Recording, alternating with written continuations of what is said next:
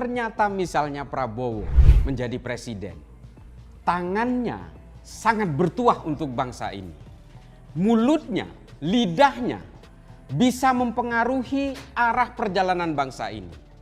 Kalau kemudian ternyata semua kekuatan simpul-simpul Pak Jokowi yang ada hari ini kemudian diputus oleh Pak Prabowo, Pak Jokowi mau apa? Itu adalah pertimbangan pertama. Kalau ternyata kekuatan Pak Jokowi di TNI, Polri, dan berbagai lembaga yang menurut Pak Jokowi hari ini menjadi sumber kekuatan Pak Jokowi, kalau ternyata sama Prabowo ketika dia dilantik menjadi presiden, lalu semua orang itu dibuntungi semua, diganti dengan orang-orangnya, Pak Jokowi mau apa? Dan Gibran kemudian dilemahkan dengan berbagai caranya. Kita berbicara tentang politik. We are talking about politics. We don't talk about the ingredients in making a pancake. Kita tidak berbicara tentang adonan-adonan cara membuat kue. Mau dimasukkan apapun, produknya akan menjadi kue. Ini politik. Sekelas Prabowo, kalau kemudian kita percaya bahwa nanti dia akan bisa berbagi konsesi kekuasaan dan wewenang di dalam pemerintahan, saya meragukan itu. Kita berbicara tentang kekuatan politik yang tidak mungkin ada dua matahari di dalam satu negara.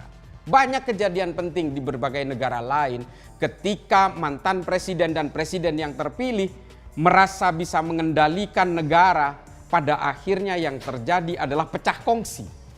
Lalu kita rakyat biasa ini bisa berbuat apa? Kalau kemudian Pak Jokowi justru dibuntungi oleh Prabowo yang saat itu sudah menjadi presiden. Tanda tangannya bisa mengubah apapun. Keputusannya bisa berlaku untuk apapun. Pak Jokowi yang sudah demisioner dari presiden tidak mungkin akan bisa berbuat apa-apa. Mari kita pertimbangkan itu. Prabowo 2 kali pilpres dikalahkan oleh Pak Jokowi. Masih ada deposit dendam di dalam kepalanya. Dia dipermalukan 2 kali oleh Pak Jokowi. Salah satu produk reformasi manusia antah berantah bukan kalangan priai tiba-tiba memenangkan Pilpres 2014, bisa memenangkan Pilpres 2019 dengan berbagai caranya hingga kemudian Prabowo betul-betul diputus tujuan dan cita-cita politiknya. Lalu kemudian hari ini dengan Pak Jokowi mendukung Prabowo seolah-olah Prabowo sudah menjadi anak manis. Saya meragukan itu. Secara historik berbagai sejarah politik mulai dari zaman Titus Vespasian sampai hari ini tidak ada satupun yang sanggup berdiri dengan 2 matahari kembar dalam satu negara, dalam satu kekuatan politik. Ini tidak mungkin. Oleh karena itu marilah kita semua ini sadar, why should Prabowo? Itu yang kemudian menjadi pertanyaan dari kami. Oke lah Pak Jokowi misalnya sadar bahwa berbagai cita-citanya belum terlaksana di negara ini sehingga perlu ada sustainability. Perlu ada continuity di berbagai tujuan-tujuan Pak Jokowi hari ini. Tapi kenapa harus Prabowo? Prabowo sejak awal sudah anti dengan supremasi sipil. Dari sejarahnya kita bisa tahu dari sejak zaman Orde Baru bagaimana kemudian dia punya catatan sejarah melakukan penculikan dengan dalih kemudian ini untuk stabilitas negara dan sebagainya dan sebagainya. Tapi ini kan membuat catatan buruk yang kemudian memberikan tanda bahwa inilah karakter Prabowo. Sekarang kalau misalnya Prabowo sudah dilantik, sekali lagi saya akan ungkit tentang ini, kita berandai-andai saja. Kalau ternyata kemudian dalam 100 hari pertama kekuatan Pak Jokowi diputus, Pak Jokowi bisa apa? Ini yang harus menjadi pertimbangan bagi Pak Jokowi seharusnya sejak awal. Pak Jokowi juga tidak bisa menyandra satu orang yang akhirnya hanya melahirkan dendam-dendam kepada Pak Jokowi. Semakin Pak Jokowi itu menyandra orang dengan berbagai perkara yang ada hari ini, menyandra orang dengan ketakutan-ketakutan seperti berbagai kelompok-kelompok partai politik yang hari ini bergabung dengan Prabowo, suatu saat mereka akan punya dendam-dendam yang harus dijaga di dalam dirinya. Karena dulu ketika Pak Jokowi berkuasa, mereka ini betul-betul dikendalikan dengan kekuatan-kekuatan intimidatif dan koersif. Ini yang ingin saya gugah dari Pak Jokowi dan juga pendukung Pak Jokowi yang hari ini juga mendukung Prabowo. Yakin kalau nanti Prabowo itu jadi presiden misalnya, memenangkan Pilpres misalnya, apakah dia akan betul-betul taking a bow, atau surrender kepada Pak Jokowi. Saya meragukan itu karena karakter Prabowo tidak seperti ini. Kita bisa lihat karakter Prabowo dari 2014, 2019 dan hingga hari ini kadang-kadang karakternya tidak terkontrol sehingga dia meledak-ledak di depan publik. Apalagi dia memegang tampuk kekuasaan. Mohon Pak Jokowi dipertimbangkan sekali lagi meskipun ini sudah terlambat. Tapi kami semua ini orang-orang yang masih sanggup berpikir visioner, masih sanggup berpikir tentang apa yang akan terjadi di masa depan.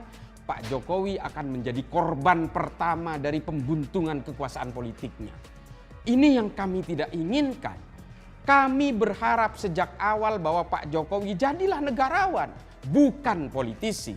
Karena ketika Pak Jokowi menjadi negarawan, semuanya jasanya akan dikenang, semua legacy dan portofolionya akan dijaga oleh seluruh anak bangsa ini untuk tetap terjaga menuju Indonesia masa depan.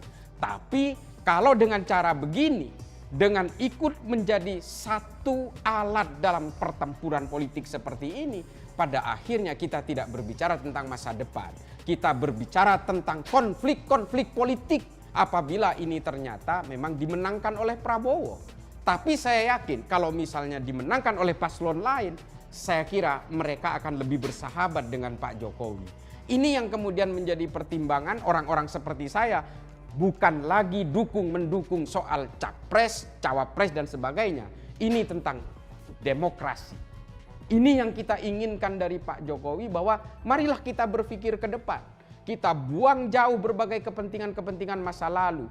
Karena cita-cita Pak Jokowi kami tahu bahwa semuanya belum tercapai. Masa kekuasaan Pak Jokowi ketika menjadi presiden terpotong oleh masa pandemi selama kurang lebih hampir 3 tahun yang membuat berbagai bangsa di dunia mengalami default. Dan Pak Jokowi berhasil mengawal bangsa ini di dalam angka-angka kontraksi yang tidak membabi buta.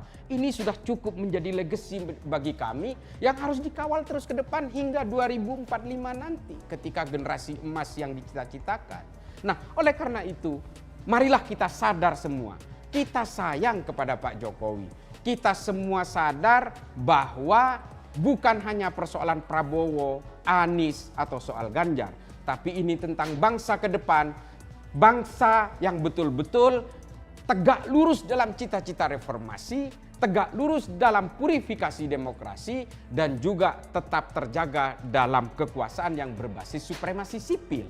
Kalau Pak Prabowo misalnya menjadi presiden, misal, meskipun saya tidak berharap dia menjadi presiden, bayangkan kalau kemudian cita-cita dia yang dipendam sejak lama, kekecewaan politik dia yang dipendam sejak lama, lalu kemudian dikeluarkan ketika dia menjabat, percayalah yang menjadi korban pertama adalah Joko Widodo.